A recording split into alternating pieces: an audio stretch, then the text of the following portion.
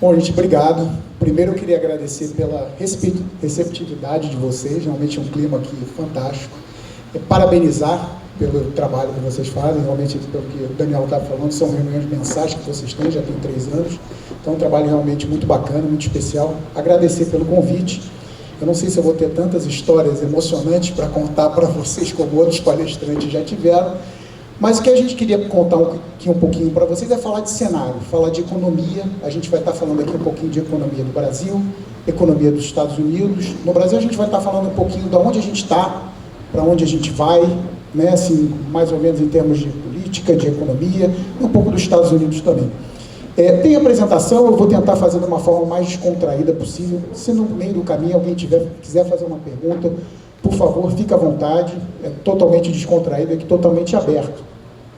Então a ideia aqui é falar um pouquinho do cenário, e a gente vai começar aqui por Brasil. A ideia é que, aonde que a gente está? A gente está falando de um país que tem um juro real de 15%, dá um juro real de 7% ao ano, e a gente está aqui sobrevivendo, a coisa está andando. É bastante estranho, né? É um sinal, se você falar de 7% de juro real, uma coisa meio, parece uma certa enfermidade, uma certa doença, né? Um país que tem um juro real de 7%. E aí a gente vai falar um pouquinho de como a gente chegou até aqui, né? Existem questões econômicas, questões técnicas do porquê o juro real está tão alto, e falar um pouquinho para onde a gente está indo, onde que a cara está indicando o caminho que a gente está indo.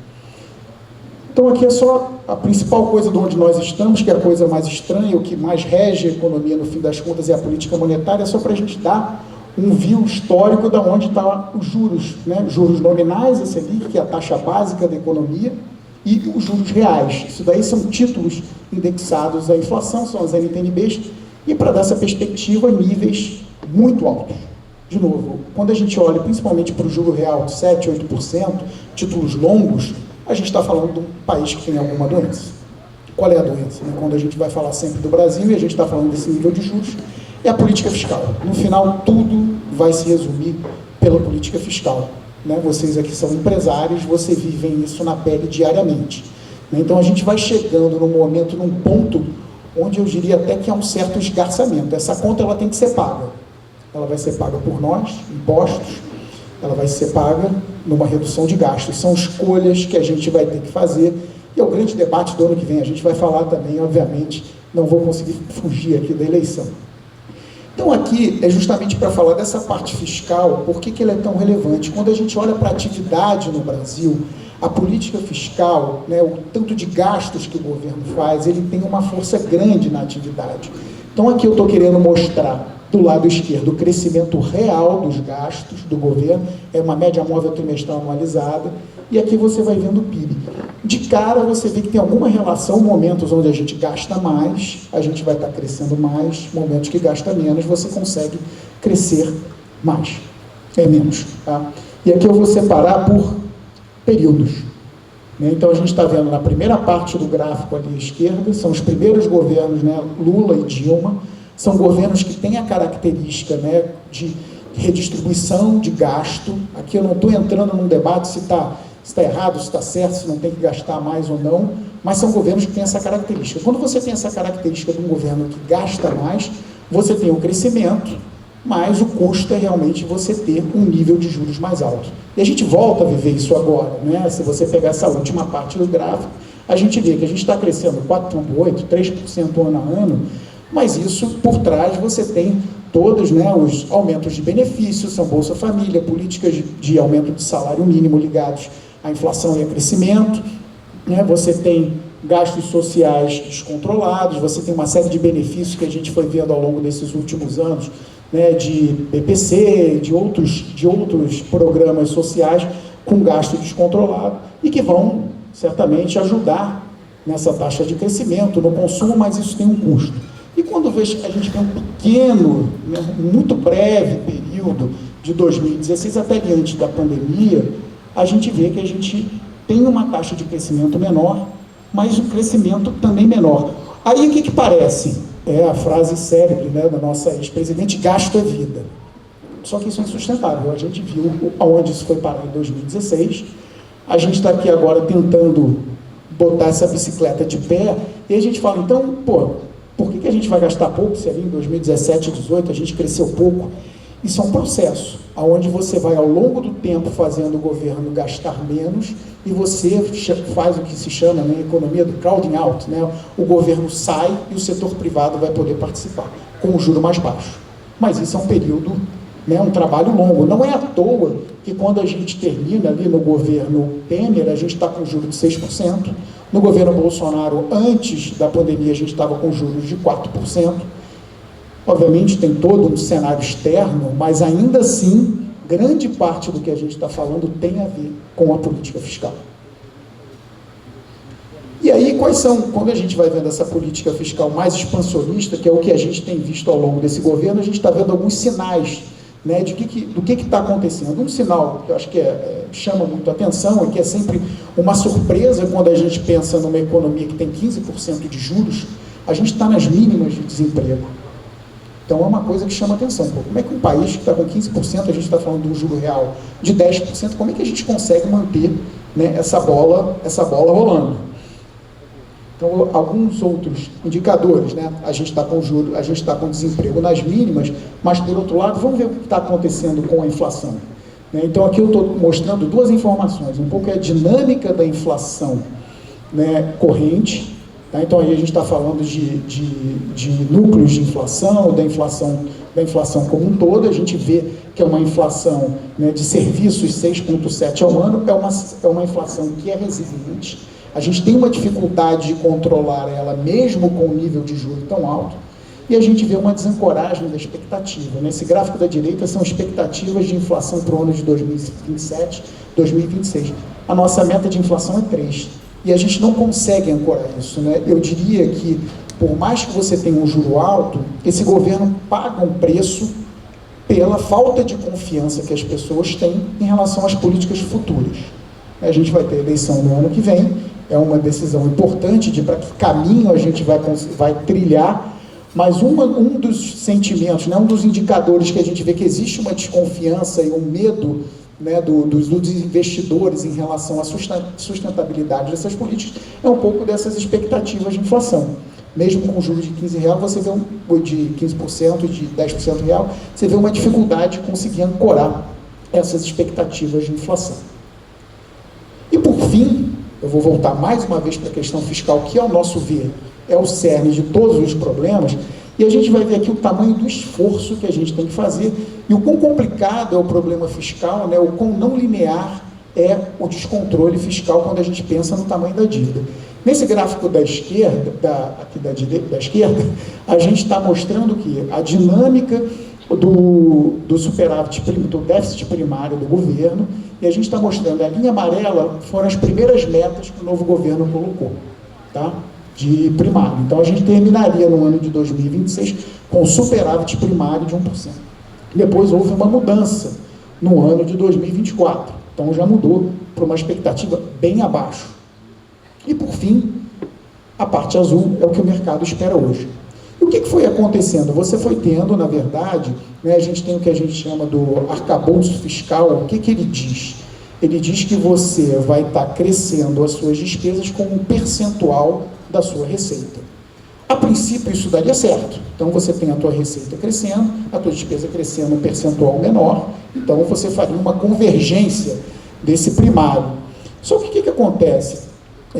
E aqui a gente sabe, quanto a gente ganha é sempre difícil de você saber, né? Então o governo, quando preparou esse arcabouço, contava com uma série de receitas que não se concretizaram. E, junto a isso, uma série de despesas que foram sendo colocadas fora desse arcabouço. Então chegamos nesse déficit. Então aqui, o déficit, quando você fala até na regra fiscal, que supostamente vai ser 0 esse ano, mas quando você vai colocando gastos fora do teto, que vão tentando se multiplicar ao longo do caminho, a gente chega nesse déficit. Mas o que significa isso quando a gente fala de dívida? E aqui, nesse gráfico da direita, é um exercício que a gente faz, a linha vermelha é o que a gente chama sem ajuste. É um país que cresce 0, um juro real de 8%, e um primário 0. E você vê o quão descontínuo, né, e o quão forte é o crescimento que você tem na sua dívida PIB ao longo do tempo. E no segundo, né, na parte azul, a gente está mostrando como a gente consegue estabilizar essa dívida com um esforço fiscal.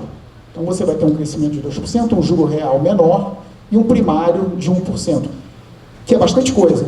Tá? A gente conseguir fazer esse primário de 1% é bastante coisa. Mas aqui acho que o exercício é mais para mostrar o quão divergente é a relação dívida-PIB dentro do cenário que a gente vive hoje. Tá? E por fim, é o que vai levar de novo, né?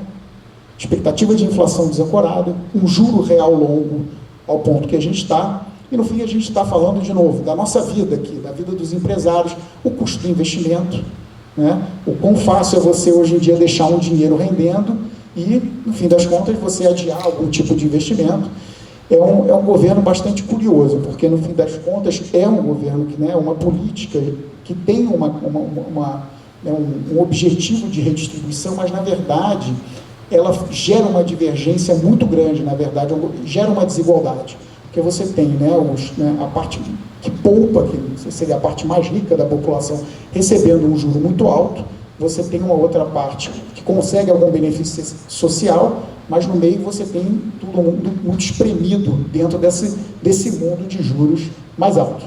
E só para dar aqui um panorama, que assim, o que estava acontecendo no resto do mundo enquanto nesse período todo? Você tinha também no resto do mundo juros mais altos.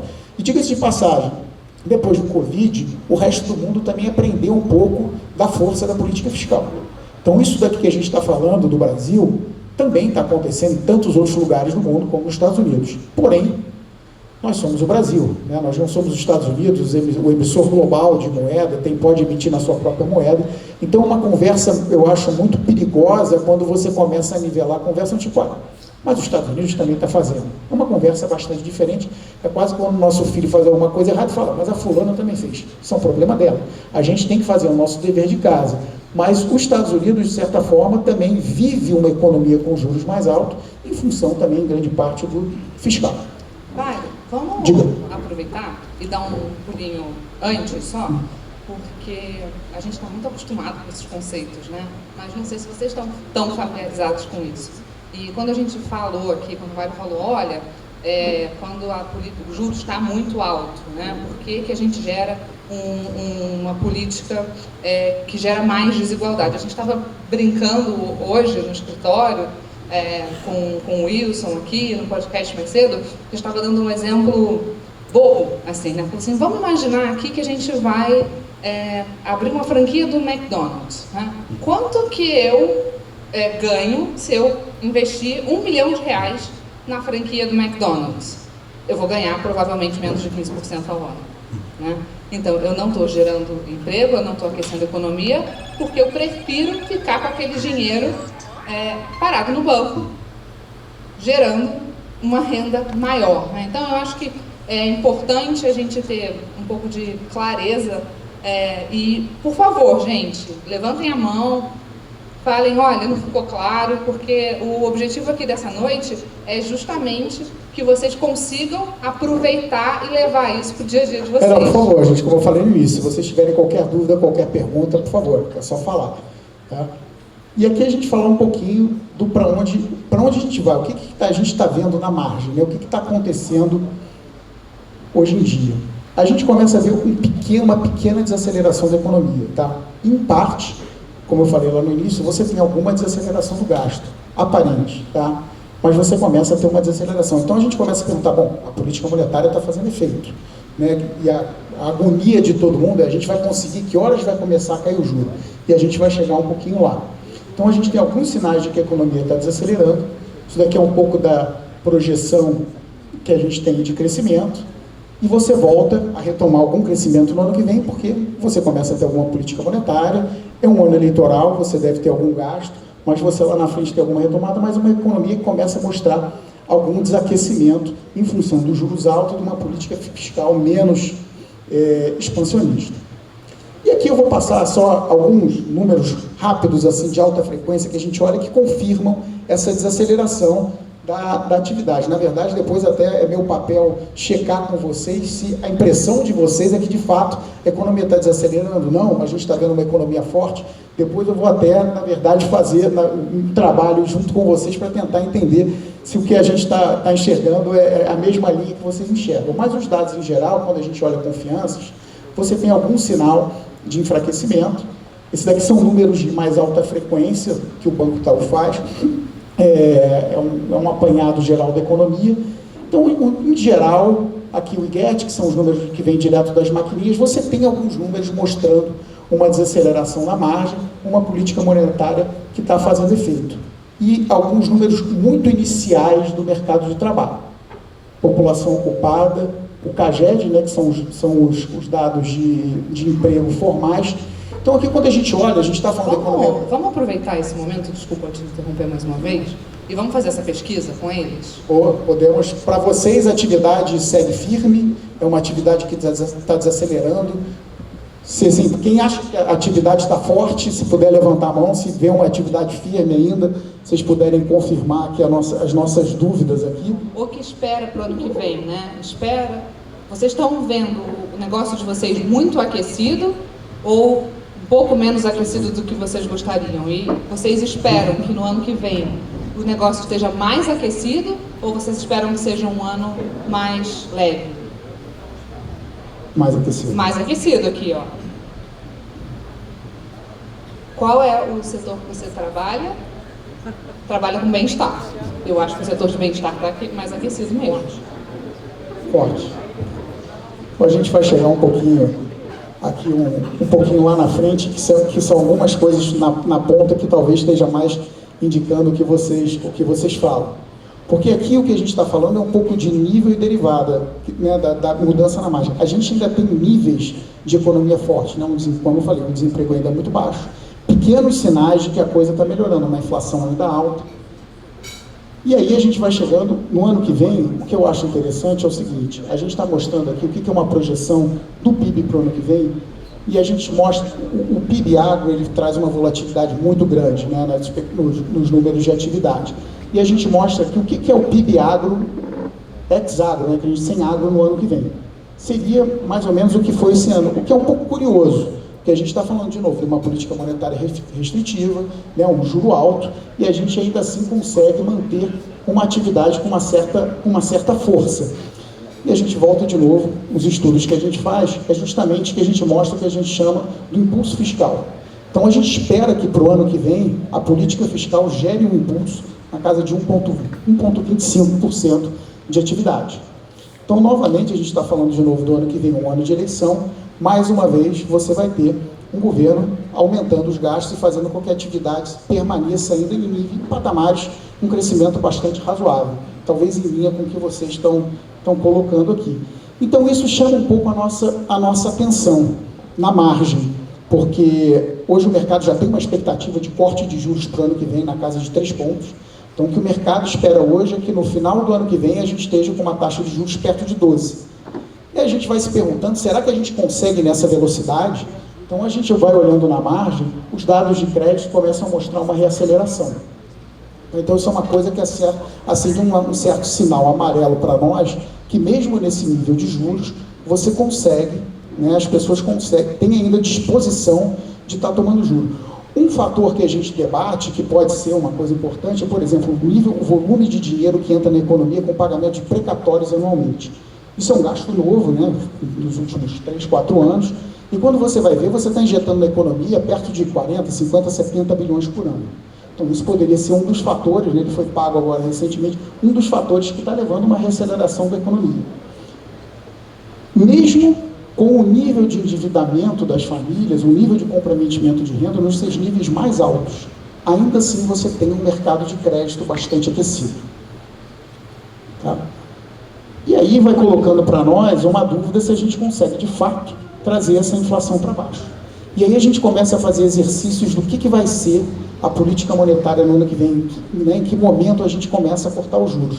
Aparentemente, a gente começaria a cortar os juros. Eu vou explicar essa tabela aqui de uma maneira rápida. A gente começaria a cortar os juros em janeiro, talvez março do ano que vem. O que a gente fez de exercício para tentar entender? A gente foi olhar todos os outros momentos na história recente, quando o Banco Central começa a queda de juros. E aí a gente vai olhar o que os modelos do Banco Central estavam esperando em relação à expectativa de inflação e tantos outros, né, números econômicos, o que ele estava olhando. Eu vou aqui resumir essa tabela para um número só. em cada um desses momentos que o Banco Central cortou de juros, quando ele rodava o modelo dele, o Banco Central tem lá um modelo econômico que ele vai botar PIB, ele vai botar uma série de variáveis econômicas, e no fim das contas ele quer saber o seguinte: o que esse meu modelo está dizendo da inflação lá para frente? O Banco Central, o Brasil hoje tem uma meta de inflação de 3%, e o Banco Central está olhando para essa expectativa no 1 ano e meio na frente. Então, historicamente, quando ele roda o modelo dele, ele fala: se eu mantiver o juro como está, que hoje seria 15%, daqui a 1 ano e meio a minha meta estaria em que ponto? A gente imagina que quando chegar ali por volta de janeiro e março, você vai estar mais ou menos com uma expectativa de inflação lá na frente por volta de 2,5%, 2,70%. Isso seria o suficiente para o Banco Central começar um corte de juros. A dúvida aqui que fica é o quê? O quanto que a gente vai cortar. Tá, eu acho que hoje o debate tem se o Banco Central vai conseguir cortar os juros na velocidade que a gente espera. Tá, então aqui, de novo, a gente fica um pouco à mercê, obviamente, sempre do que está acontecendo lá fora, e a gente vai falar um pouquinho dos Estados Unidos agora, mas também um pouco do que vai ser a política fiscal no ano que vem. Ivairo, como é que a gente chega nesses 12%? Né? Então a gente está falando hoje que a taxa está em 15% e que a expectativa dessa taxa no final do ano que vem é em 12%. Você concorda com essa expectativa? E da onde a gente tira esse número dessa expectativa? O 12% é o que o mercado hoje está dizendo, né? Você tem uma curva de juros futura, então o mercado hoje está esperando isso. Né? Então o mercado hoje espera que no final do ano que vem o juro possa estar em 12%. E o nosso trabalho é tentar, desviar disso ou não. A gente hoje, ao olhar, a gente acha uma precificação justa. Até falando assim da nossa vida de dia a dia como gestor, a gente acha uma precificação justa, e mais do que isso, a gente vai começar a entrar num período eleitoral onde tantas outras variáveis vão estar envolvendo nos movimentos de mercado. Então hoje, quando a gente olha, a gente não consegue discordar de nada muito do que o mercado está dizendo. O nosso trabalho, em última instância, o que é?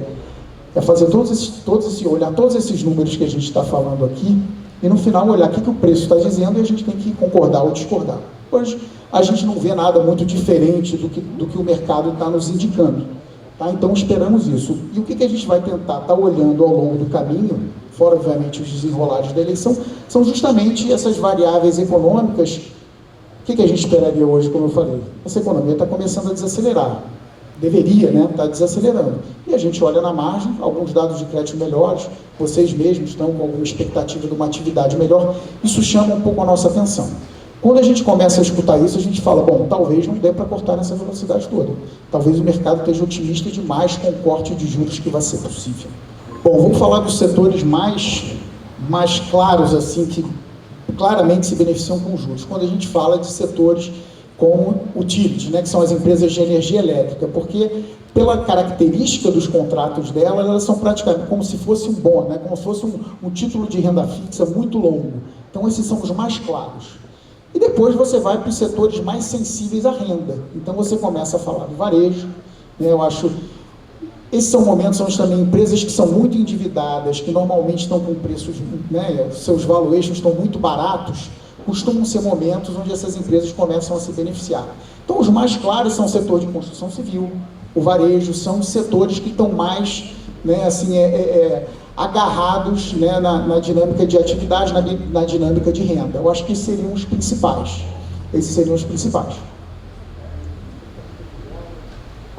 Do dólar? Essa é mais difícil, essa não vale. Mas vamos lá, vamos falar um pouquinho do que a cara que tem hoje. A gente não espera uma desvalorização do real, com o que eu vou falar um pouquinho dos Estados Unidos, e o que a gente vê? Um juro muito alto. A gente tem até um gráfico que a gente costuma mostrar que assim, é difícil você conseguir ganhar dinheiro comprado em dólar no Brasil carregando uma posição por muito tempo por causa de juros. Você pode estar em qualquer momento, em vários momentos da história, você consegue ganhar comprado em dólar por períodos curtos, porque o diferencial de juros é muito grande. Isso quer dizer que, obviamente, em vários momentos a gente passou por perigos muito grandes, porque o juro é muito alto também na Argentina, por exemplo, mas até hoje, quando a gente chegou na beira do precipício, a gente resolveu. É o que é a nossa história até aqui. Então a gente não vê uma desvalorização do real, tá? Assim, depois eu vou falar da eleição, mas a gente não vê uma desvalorização do real porque a gente vem de uma economia bem. As pessoas falam do déficit em conta corrente, né, que é quanto a gente gasta com importações e serviços. É um número alto, mas a gente acha que ainda não comprometedor. A gente tem recebido investimentos externos, tanto diretos quanto de portfólio. Então, de alguma forma, esse juro alto, que é um sinal, né, de uma doença, mas ele ajuda a que o investidor tenha um pouco mais de paciência. É o custo, é claramente o custo que a gente paga, né? Então, 15%, o investidor tem um pouquinho mais de paciência no ambiente externo que nos parece favorável. Então, a gente não vê um cenário onde tem uma grande desvalorização do real. O que pode mudar isso? Tá? Sempre. A gente é economista por um lado, pelo outro, e o que a gente vai monitorando? Aqui no Brasil, acho que para o câmbio seria uma questão de eleição ou o governo começar a entrar num modo de desespero para a eleição e começar a gastar muito. Começar a mudar a dinâmica do fiscal, mudar a meta, eu acho que isso seria muito ruim. Ou então alguma coisa lá fora que os Estados Unidos comecem realmente a ter uma retomada de atividade, os Estados Unidos volte a ser o polo atrator de investimento do mundo novamente. O que a gente viveu esse ano foi um pouquinho desse dinheiro se espalhando, né? Seja pela questão de tarifa, seja porque outros lugares do mundo cresceram bem. Esse foi um ano muito positivo para apostas contra o dólar, porque o crescimento no mundo foi espalhado de forma geral. Isso costuma ser muito positivo para ativos de risco, para as moedas contra o dólar. Então, acho que foi um cenário perfeito. E, por enquanto, a gente não vê um motivo para nada que indique numa outra direção. Então, acho que eu consegui navegar dentro da sua pergunta, que o valor específico do câmbio é sempre muito difícil, mas a gente não faria uma aposta contra o real aqui, não. Tem uma piada no mundo dos economistas que diz, né, que Deus inventou o dólar para a gente controlar o ego dos economistas. Então, sempre que a gente fala um valor específico, a chance de errar é de 99%. Por isso que estou defendendo ele aqui, de que ele não quis cravar um valor, só uma direção. E por fim, eu não vou fugir da eleição, que é só a gente bota esses gráficos só para mostrar os trackings que a gente acompanha. Então, né, a gente já teve certeza que ia dar a direita a ganhar, a gente já teve certeza que, né, que agora o Lula está imbatível.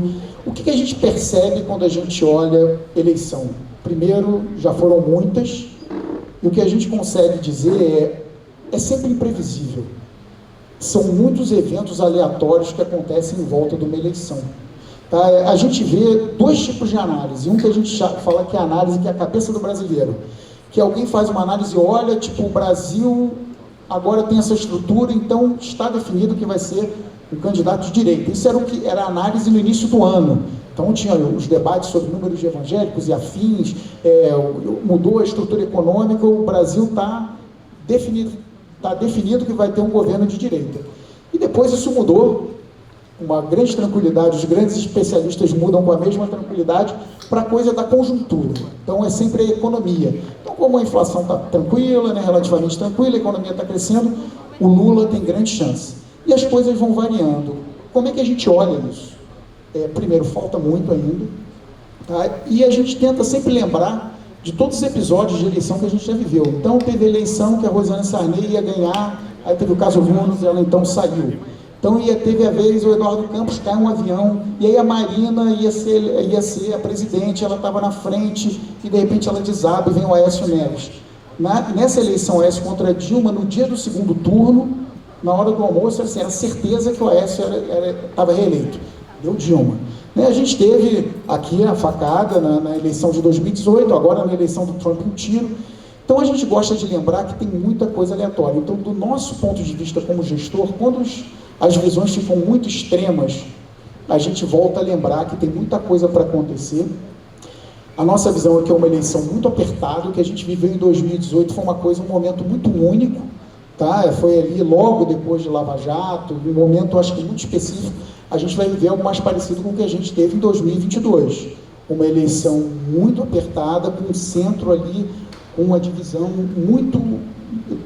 quem conseguir pegar esse eleitorado do centro que vai fazer essa diferença. Lembrando que na eleição de 2022, o Lula ganhou com 3 milhões de votos. Então, um negócio muito apertado.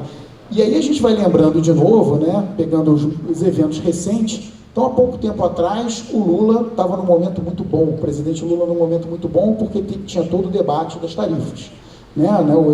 A família Bolsonaro se envolveu na questão tarifária, todo esse debate, então tinha sido muito bom para o Lula.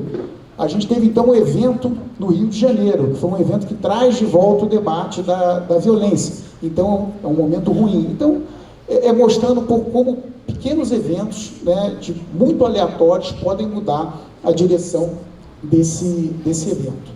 Aqui, eu acho que como é que a gente olha cada um desses candidatos, o que a gente olha para cenário.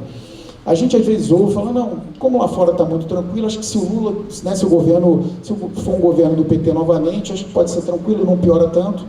A gente acha que esse tipo de política que a gente debateu aqui, de redistribuição, de gastos mais altos, ela se torna insustentável ao longo do tempo, então acho que a gente vai começar a debater cenários piores.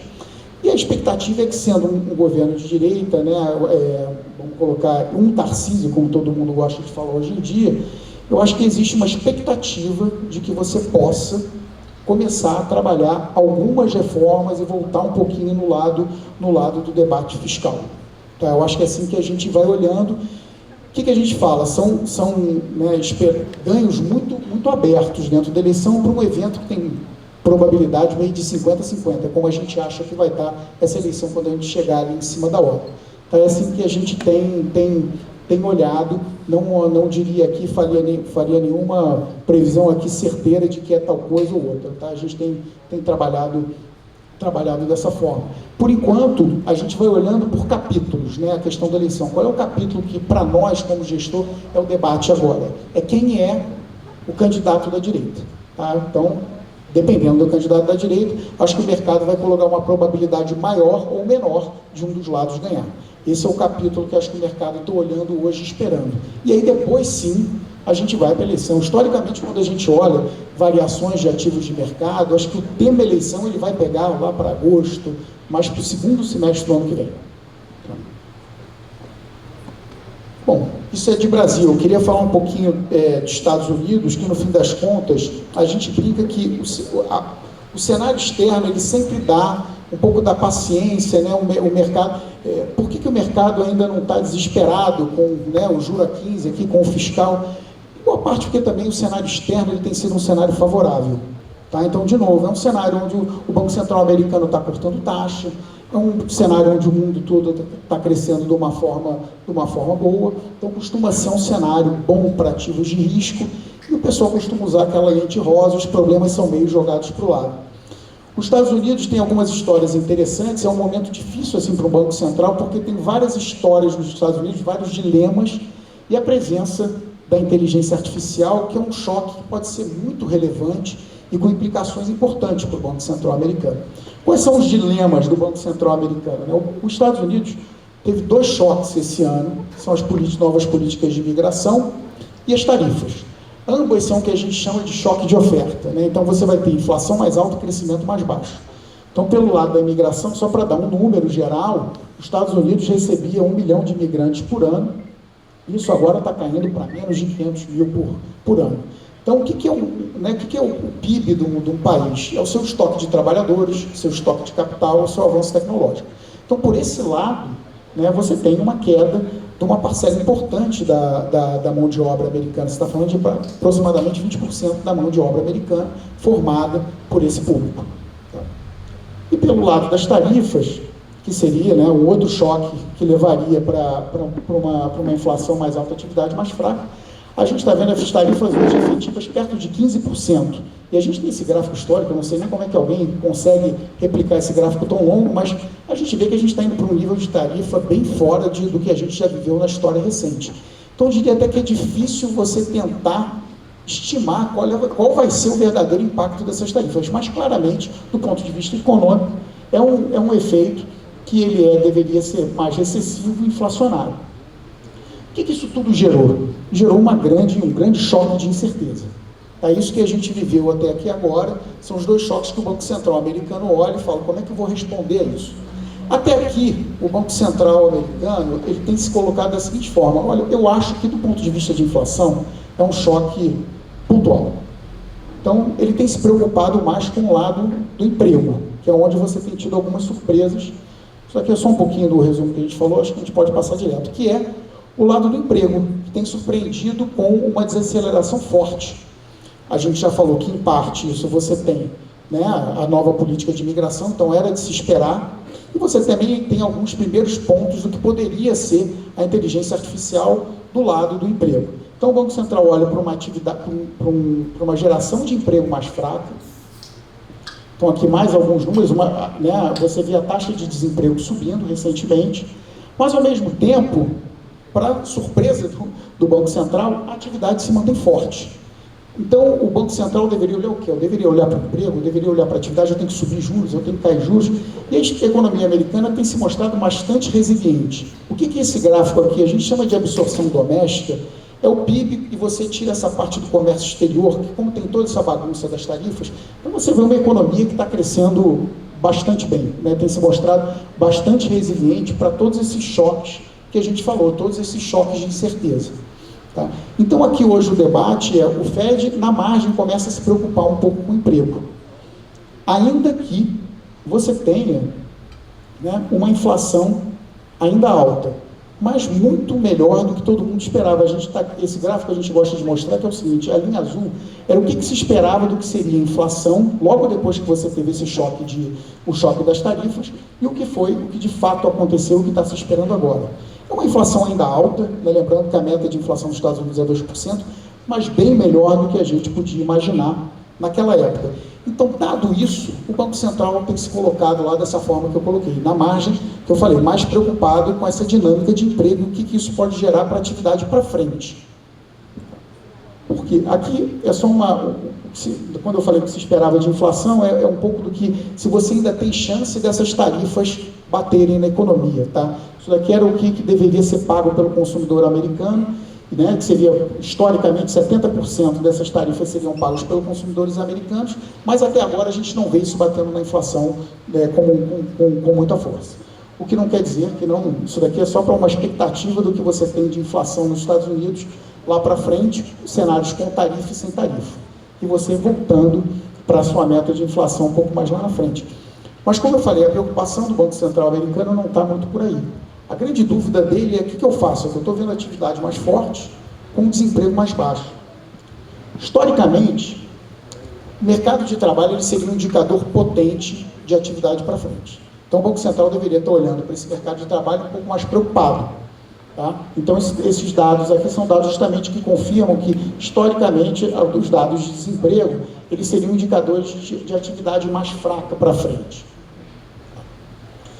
E aqui, quando a gente olha para a inflação, ela pode estar indicando que, de fato, você tem uma certa acomodação da economia. Algum sinal, né? Esse dado de inflação laranja é a inflação de bens, que daria algum sinal de inflação pelo lado da tarifa, que deveria ser transitório, e a parte de serviços, que está mais ligada à atividade, fazendo já uma reversão. Então, aqui, a gente vai falar um pouquinho da parte de inteligência artificial, porque, historicamente, né, o Banco Central está olhando para isso, ele deveria estar começando a pensar realmente em cortar os juros de uma maneira mais forte, mas o que a gente tem? A gente tem um choque que pode estar gerando um ganho de produtividade muito grande nos Estados Unidos. E esse choque, por si só, poderia fazer com que a atividade reacelerasse. E como é que a gente vê um choque, né? A inteligência artificial é um choque de produtividade, normalmente, quais são as formas que ela acontece? Primeiro é um choque de riqueza, que vai gerar, obviamente, mais consumo. Esse daqui são os gráficos, né, das que a gente chama das magníficas 7 companhias, são as 7 maiores companhias da Bolsa Americana, mostrando, né, a valorização delas, e do lado direito o crescimento da riqueza americana. Então esse é o primeiro canal que você tem de um choque de produtividade, quando você olha como é a inteligência artificial. Aqui a gente não está nem debatendo se isso vai dar certo lá na frente ou não. É só uma riqueza que está sendo gerada instantaneamente e que está gerando consumo. E boa parte dessas empresas, né, são empresas relacionadas à tecnologia. São as 7, são as, né, Google, a gente está falando de Google, Nvidia, Facebook, são as empresas que estariam mais diretamente ligadas a essa nova tecnologia. Aqui, qual é o segundo canal que você leva um impacto quando você tem um evento de produtividade com isso, que é um investimento.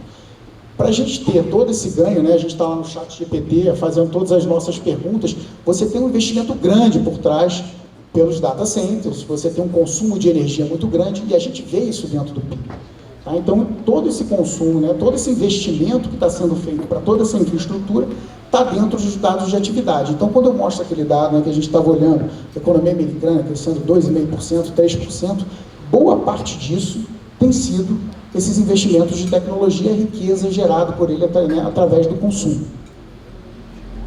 E aqui é só para dar uma ideia, tá? O impacto do que esse investimento em tecnologia está fazendo no PIB americano. Então, no último trimestre, se você pegar, tá, no segundo trimestre, o investimento em tecnologia nos Estados Unidos contribuiu com 1% do PIB. Tá? Então, é o tamanho, um pouco do que essa indústria tem gerado.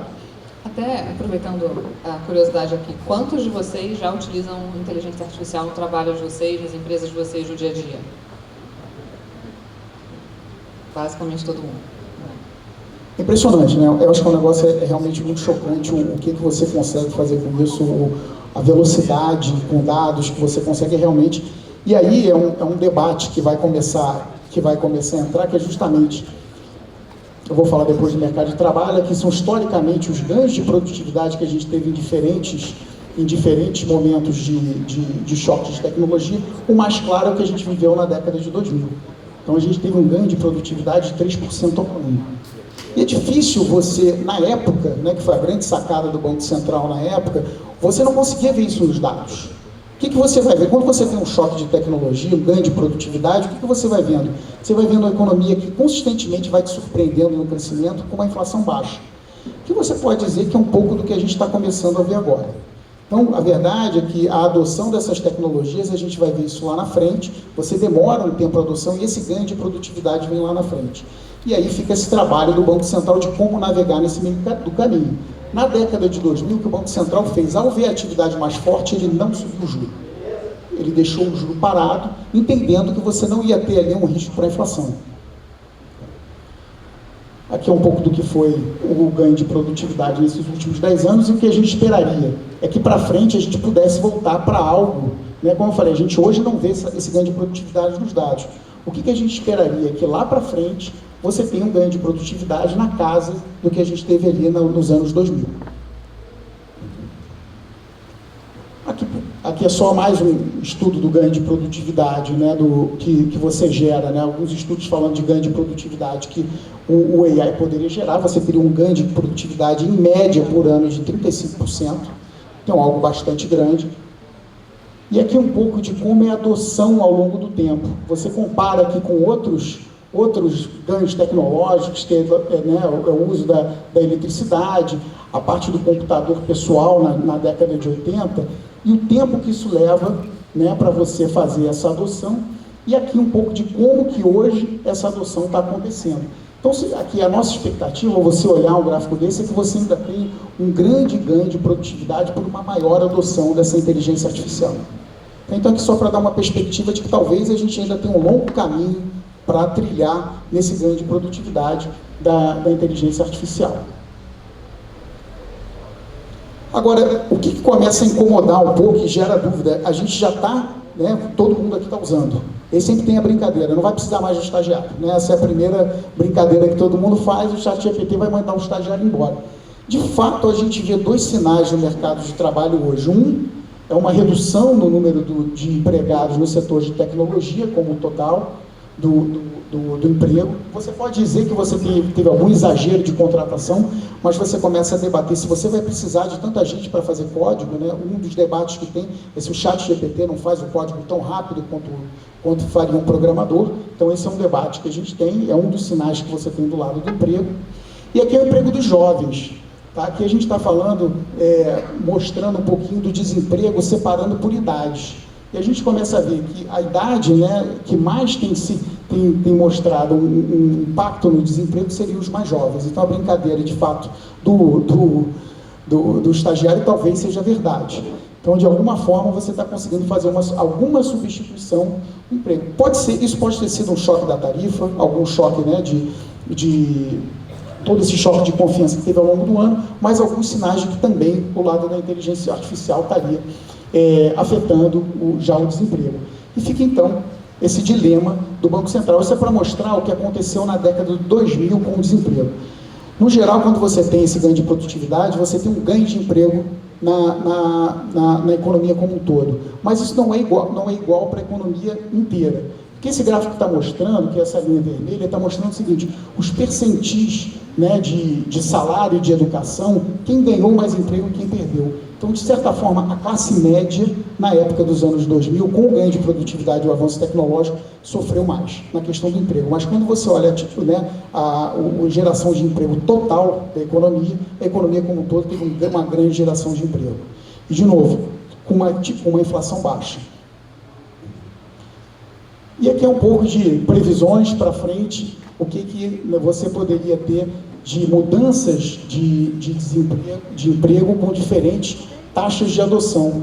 Eu acho que, no geral, quando a gente olha aqui, vamos ficar nessa linha mais grossa azul, você está falando que no seu pico você vai ter alguma deslocação lá para 2035 de 0,2.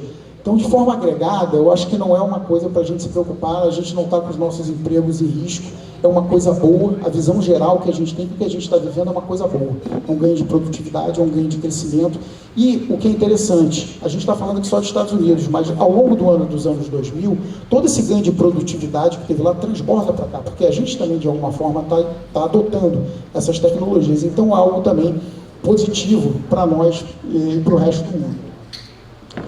Aqui, por fim, é só para terminar, é o debate que todo mundo tem, mas está caro, está barato. A gente está falando aqui de economia, né? Se você pegar ali nos anos 2000, a gente teve a grande bolha de tecnologia e ainda assim foi muito bom para a economia. Quando você olha, eu vou pegar aqui, essas flechas todas, o grande debate que tem hoje é porque a OpenAI compra o chip da NVIDIA, que usa o data center do outro, existe uma circularidade nas prestações de serviços e nas compras. Então, isso é um debate que tem hoje. Quem tem uma visão negativa da questão desse investimento todo de tecnologia, é que você tem alguns sinais estranhos, que você tem muita circularidade entre esses participantes. E, por fim, quem gosta de olhar, né, a gente tem que olhar aqui valuation, o que é esse gráfico da direita que a gente chama do PI? É uma relação, né, de preço e lucro das empresas que vão te indicar se você está barato ou caro. Quando a gente olha esse gráfico da direita, você fala, pô, esse negócio, de alguma forma, está caro. O que vai ter que... Agora é a hora que a gente vai falar, vai ter que se pagar. Para você, né, você ter algum ganho com esse nível de preço, a gente teria que falar de taxas de crescimento muito altas. E aí, hoje, esse debate dos mais animados com a questão com a questão da tecnologia, é que você vai conseguir manter uma taxa de crescimento de lucros muito alto que ainda justifique isso. Tá? Então, essa é a briga, da nossa briga diária, ali de nós como gestores, e a gente botou aqui só para colocar um pouquinho de quem tem uma visão, talvez um pouco, os questionamentos que a gente tem hoje no mercado em relação a essas tecnologias. De novo, eu não entraria nesse debate da questão macroeconômica, né? De novo, a gente viveu lá em 2000, uma economia crescendo, uma economia com grande choque de produtividade, mas a gente teve a grande queda das bolsas ali no ano de 2000. Então, isso é um pouco do debate atual aqui do mercado. Por fim, eu acho que para a gente encerrar, eu acho que é um pouco do que a gente está vendo. Como eu falei, a gente não vê hoje grandes diferenças em relação ao que o mercado espera de política monetária para o ano que vem. A gente está muito atento no conduzir da política fiscal no ano de eleição, poderia ser muito decisivo para a dinâmica de inflação e também um pouco para o que os participantes do mercado podem esperar no segundo governo, no próximo governo, no caso o PT se reelege. Eu acho que isso daria um sinal muito ruim, né? As pessoas começariam a imaginar uma reeleição com uma cara muito pior do que espera hoje. Eu acho que até agora, eu acho que a economia está funcionando razoavelmente bem, conforme a gente chegou aqui com vocês. E lá fora, que é sempre o pano de fundo principal, é se, de fato, esse ganho de produtividade mantém esse crescimento americano, ou se não, a gente vai ser justamente um desemprego mais forte e você vai ter uma desaceleração mais abrupta, que seria também um sinal perigoso para a gente, porque, bem ou mal, a gente está pendurado do mundo como um todo com crescimento. Tá? Hoje a gente continua achando que a economia americana é uma economia forte, o Banco Central, se precisar, tem bastante espaço da política monetária para cortar taxas, e a gente vê uma economia ainda bastante saudável. Então a gente vê hoje um cenário para ativos de risco ainda bastante favorável. Tá? Eu acho que é isso, gente. Eu não queria tomar mais o tempo de vocês e também, se vocês tiverem perguntas, abrir para vocês. Enfim, a ideia é ter um certo bate-papo, ou então seguimos aqui com a programação. Daniel que comanda, por favor. Vamos seguindo aí que tem muita coisa pela frente, né? Obrigado, gente. Peraí, meu xará. Isso. Queria agradecer.